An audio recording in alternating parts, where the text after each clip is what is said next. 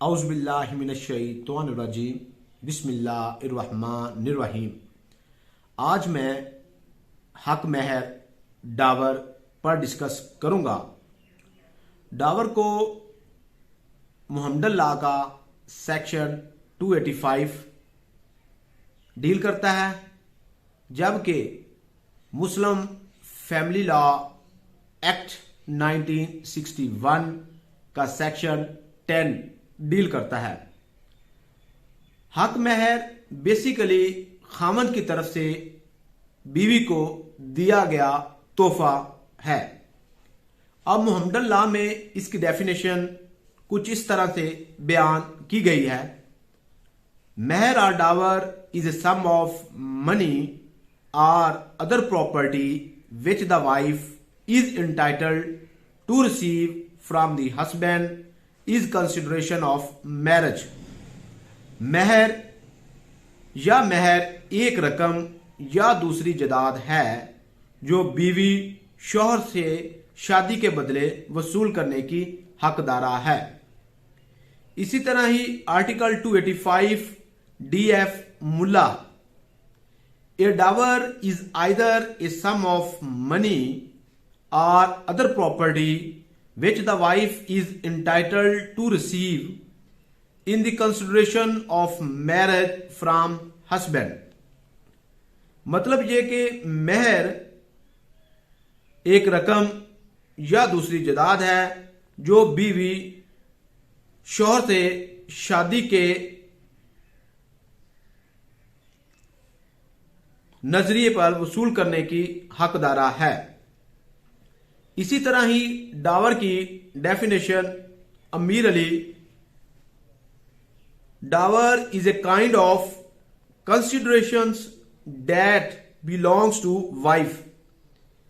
महर एक किस्म का ख्याल है जो बीवी से तल्लक रखता है।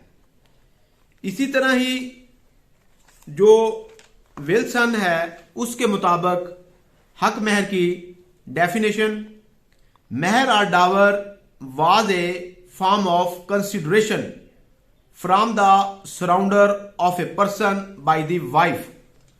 महर बीवी की तरफ से किसी शख्स के सुपुर्द करने पर मुकर्रर किया जाता है। इसी तरह ही सर अब्दुर्रहमान के मुताबिक डावर को डिफाइन किया गया, Dawar is sum of money or other property which the wife is entitled to receive from her husband as an incident of the contract of marriage। महर एक रकम या दूसरी जायदाद है जो बीवी अपने शौहर से अक़दे निकाह के मौके के तौर पर वसूल करने की हकदारा है। इसी तरह ही इलाहाबाद हाई कोर्ट में भी हक महर को डिफाइन किया गया है। हक महर का जिक्र कुरान शरीफ में अरशादे बारी ताला है, सूरत निसा आयत नंबर 4 तर्जमा,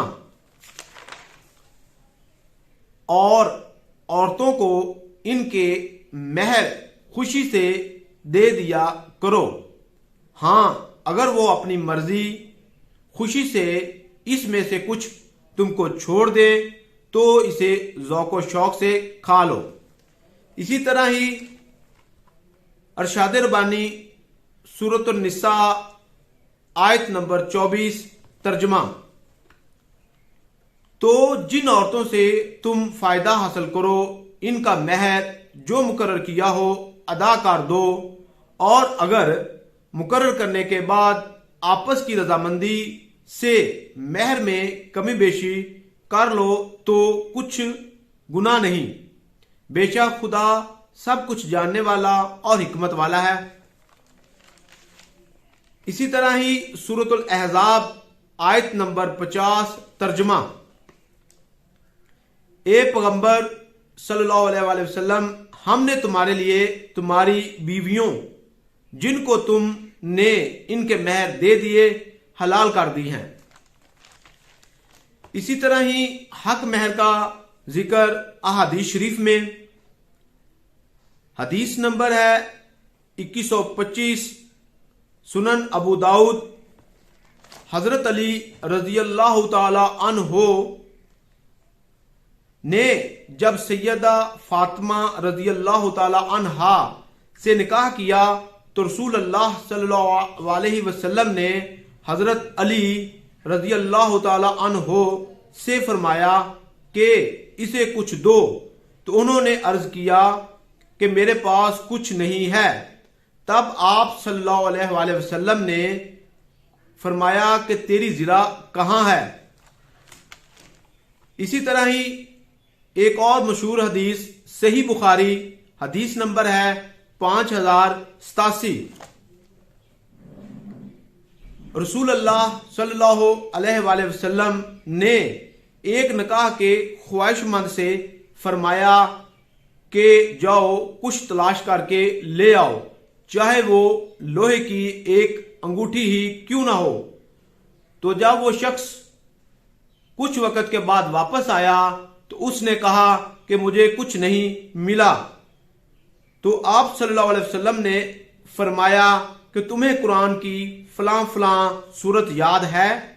आप सल्लल्लाहु अलैहि वसल्लम ने फरमाया कि मैंने तुम्हें कुरान की इन सूरतों की इवज इस औरत का मालिक बना दिया, यानी ये सूरतें अपनी बीवी को याद करवा देना, यही तुम्हारा हक महर है।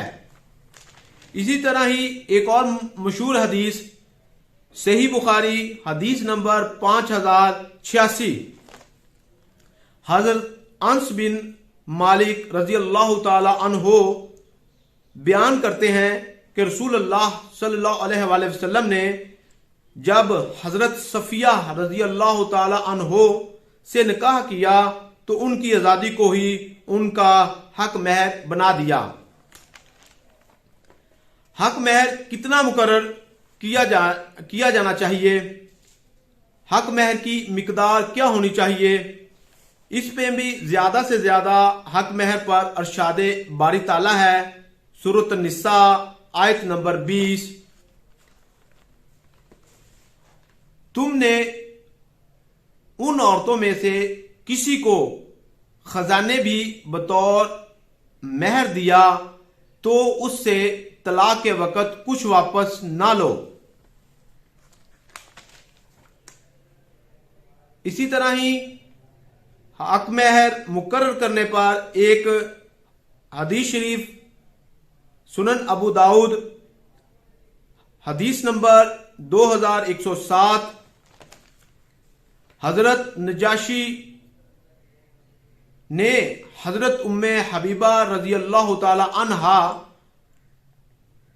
को रसूल अल्लाह की तरफ से 4000 दिरहम महर दिया था, जो रसूल अल्लाह सल्लल्लाहु अलैहि वसल्लम ने इसे कबूल फरमाया था।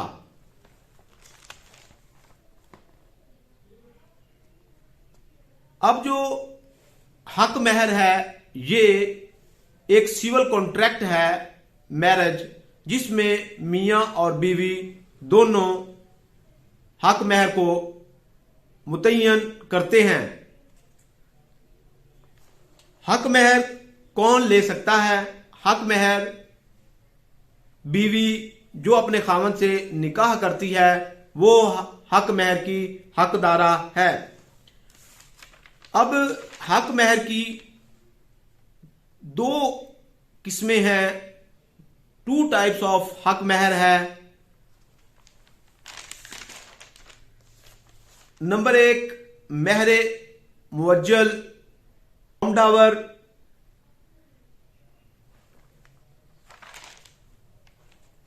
नंबर 2 महरे मुवज्जल, जिसे गैर मुवज्जल भी कहा जाता है, डेफर डावर।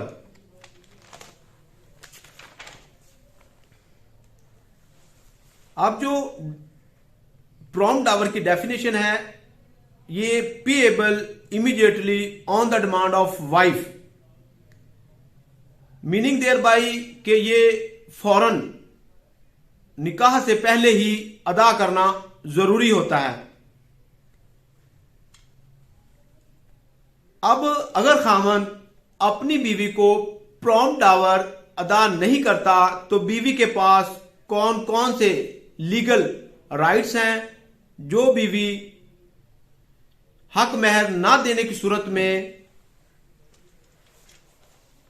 रेमडीज बजरिया सिविल कोर्ट हासिल कर सकती है।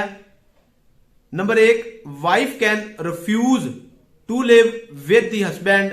बीवी अपने खामद के साथ रहने से इनकार कर सकती है। Wife can approach court for a decree for payment of dower. बीवी अपने खामद के खिलाफ हक महर का फैमिली कोर्ट में दावा कर सकती है। बीवी अगर खामद बीवी को हक महर नहीं देता तो बीवी हक महर की ग्राउंड पर अपने खामद के खिलाफ तनसीख निकाह का दावा दायर कर सकती है। हां, अगर खामद अपनी बीवी के अगेंस्ट कंजुअल राइट्स का दावा दायर करता है तो बीवी के पास एक बेहतरीन डिफेंस है कि वो अपना डावर के मुतल्लिक कोर्ट को बताए तो कोर्ट जो कंजुअल राइट्स का दावा है उसे खारिज कर देगी।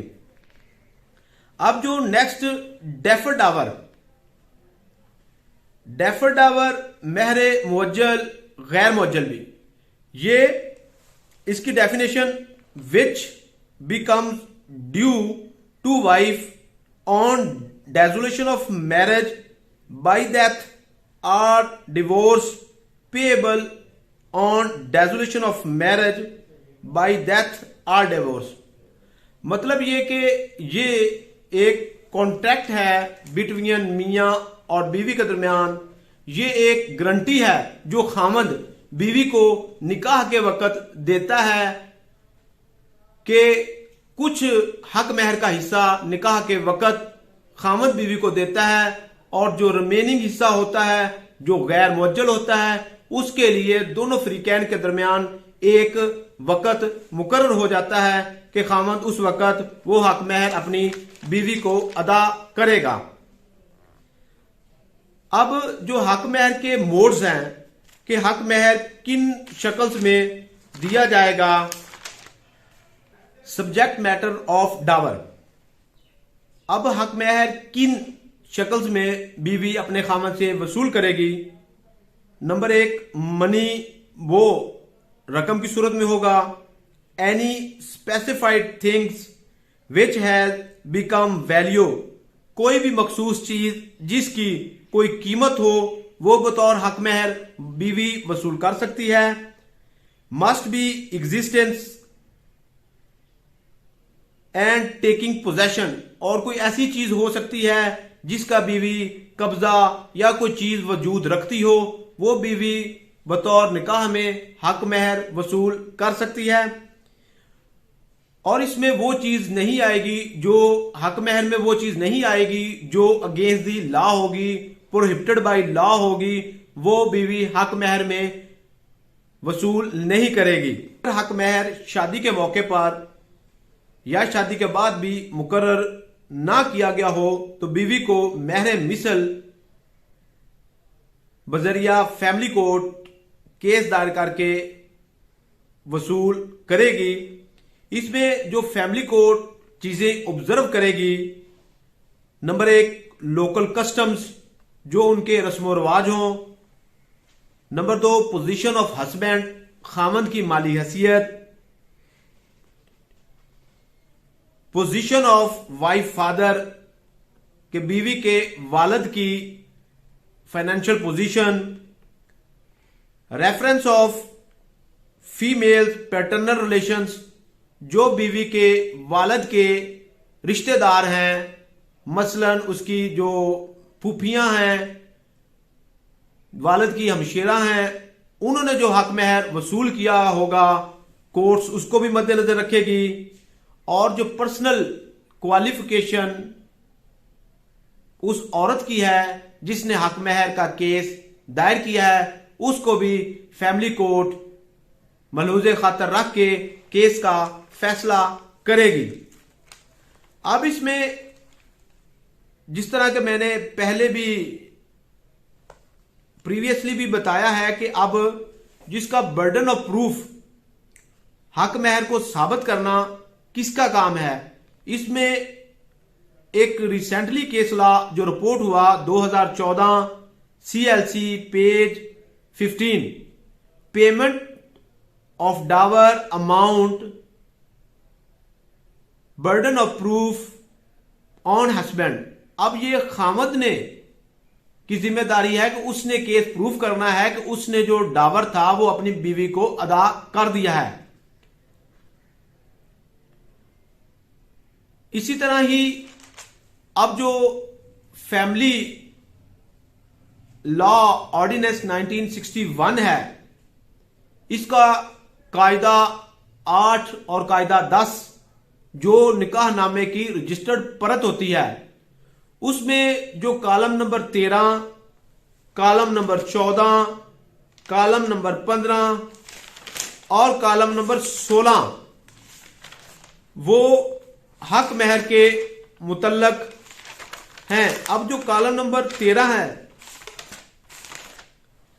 उसमें महर की रकम दर्ज होती है कि कितना महर अदा कर दिया गया है। 14 कॉलम नंबर 14 महर की कितनी रकम मुअज्जल है और कितनी गैर मुअज्जल है, मीनिंग देयर बाई के कितना मौके पे प्रॉम्प्ट डावर पार्टीज ने अदा कर दिया है और कितना डेफर डावर खामन के जिम्मे है, वो दर्ज होता है। कॉलम नंबर 15 आया महर का कुछ हिस्सा शादी के मौके पर अदा कर दिया गया था। 16 आया हक महर के इवज कोई प्रॉपर्टी खामद ने बीवी को दी हो तो वो उसका हवाला उस प्रॉपर्टी की खेवट खतूनी उस कॉलम में दर्ज होती है। इस पे एक मशहूर case law in serial number 16-17 PLJ 2021 AJ and K Azad Jammu and Kashmir page 25, gold ornaments are the bridal gift and these ornament is mentioned in column number 16। अब ये जो इसमें होल्ड फरमाया गया कि जो 16 कॉलम नंबर में खामद ने बीवी को गोल्ड ऑर्नामेंट लिख के दिए थे वो बीवी की मलकियत हैं। इसी तरह ही डॉवर इंक्रीज हो सकता है। ये बिटवीन पार्टीज के दरमियान एक सिविल कॉन्ट्रैक्ट है और पार्टीज इसे अपनी मर्जी से शादी के बाद भी इंक्रीज कर सकती हैं। इस पे एक सुप्रीम कोर्ट ऑफ पाकिस्तान की वाजिया जजमेंट PLJ 2017 SC पेज 41 जो डेफर डावर है, इस पे भी एक वाजिया case law 2020 MLD 1008 2020 MLD page 1008 payable on demand stipulated between the parties. कि मेरे दोस्तों को मेरी ये कावश जरूर पसंद आई होगी। पाकिस्तान जिंदाबाद। अस्सलाम वालेकुम।